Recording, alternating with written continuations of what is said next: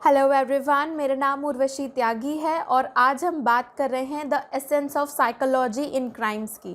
लेकिन उससे पहले हमें ये समझना ज़रूरी है कि साइकोलॉजी क्या होता है। तो साइकोलॉजी वर्ड रिलेटेड है ह्यूमन साइकी से, माइंडसेट से, माइंड पैटर्न से। और इसी के साथ हम देख सकते हैं कि अगर क्वेश्चन उठता है कि जब भी एक क्रिमिनल एक क्राइम करता है तो वो किस माइंडसेट, किस मनोस्थिति या किस सिचुएशन में आके उसका माइंड क्या कहता है करने को, वो कैसे प्रोत्साहित होता है एक क्राइम करने के लिए, इन सब के आंसर्स हमें मिलते हैं क्रिमिनल साइकोलॉजी में। इसके साथ हम बात करें psychology and its significance in law की, तो हमें ये समझने की ज़रूरत है कि psychology as a science deal करती है ह्यूमन बिहेवियर के साथ, ह्यूमन बिहेवियर में पैटर्न्स के एक रिलेशन के साथ। और इसके बाद हम देखेंगे साइकोलॉजी माइंडसेट तो स्टडी करता है, बट उसमें जो चेंजेस ह्यूमन बिहेवियर में आते हैं, जो माइंड की मैनिपुलेशन होती है, स्पेशली अगर हम क्राइम से इसको जोड़कर देखें तो एक क्रिमिनल किन चीज़ों और किन फैक्टर से इन्फ्लुएंस होके क्राइम करता है, इस चीज़ को हम डिटेल में क्रिमिनल साइकोलॉजी में पढ़ते हैं। इसी के साथ साथ अगर हम बात करें theories on human nature and crime की, तो हम दो बड़ी थ्योरीज पढ़ते हैं। पहली थ्योरी बात करती है कन्फर्मिटी पर्सपेक्टिव की। इस थ्योरी के अंडर माना जाता है कि ह्यूमन जो है वो फंडामेंटली गुड है और ह्यूमन बिहेवियर कहीं ना कहीं इन्फ्लुएंस होता है सोसाइटी से।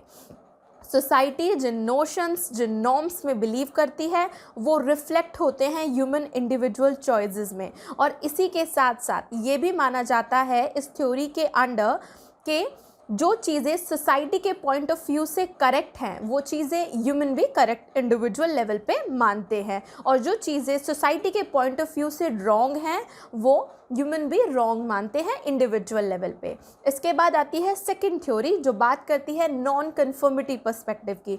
नॉन कन्फर्मिटी पर्सपेक्टिव थ्योरी के अंडर ये लिखा है कि थ्योरी अज्यूम कर रही है कि ह्यूमन बीइंग जो है वो एक इनडिसिप्लिन्ड क्रिएचर है और वो कुछ ना कुछ जो है नोटोरियस एक्टिविटी सोसाइटी में रहकर करेगा जिसका इम्पैक्ट ओवरऑल सोसाइटी पर आएगा। इसीलिए अगर वो कोई भी ऐसी चीज़ करता है, वो कोई भी क्राइम तब करता है जब उसको वो चांस मिले। तो जैसे ही एक ह्यूमन को चांस मिलेगा क्राइम करने का, वो क्राइम ज़रूर करेगा। ये चीज़ें लिखी गई हैं नॉन कन्फर्मेटिव पर्सपेक्टिव में। अगर हम बात करें क्रिटिसिज्म की, तो क्रिमिनल साइकोलॉजी को माना जाता है कि इसका जो एप्लीकेबिलिटी है या स्कोप है वो बहुत ही लिमिटेड है, वो सिर्फ क्रिमिनल एरियाज तक लिमिटेड है और बाकी लॉ अरेना में वो उतना अप्लाई होता ही नहीं है। उसके बाद अगर हम लीगल साइकोलॉजी की बात करें तो लीगल साइकोलॉजी डील करती है सोशल एंड कॉग्निटिव के साथ, कॉग्निटिव प्रिंसिपल्स के साथ and their usage in legal system. तो जितने भी सोशल एंड कॉग्निटिव प्रिंसिपल हैं उनके लीगल सिस्टम में क्या यूसेज है। इसके बाद हम बात करेंगे क्रिमिनल साइकोलॉजी की। क्रिमिनल साइकोलॉजी में बात की गई है स्टडी ऑफ इंटेंशन, जो माइंडसेट है, बिहेवियर है, इंटेंशन है, रिएक्शंस है, किसका? क्रिमिनल का। ये थी क्रिमिनल साइकोलॉजी। क्रिमिनल साइकोलॉजी के बाद हम बात करेंगे फोरेंसिक साइकोलॉजी की। तो फोरेंसिक साइकोलॉजी है application of clinical specialities.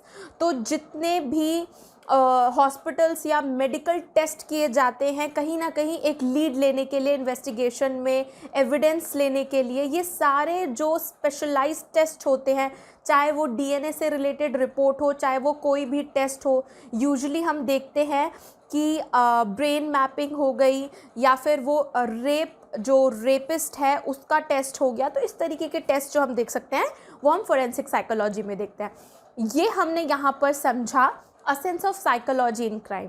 And I hope आपको ये वीडियो अच्छा लगा हो। Thank you.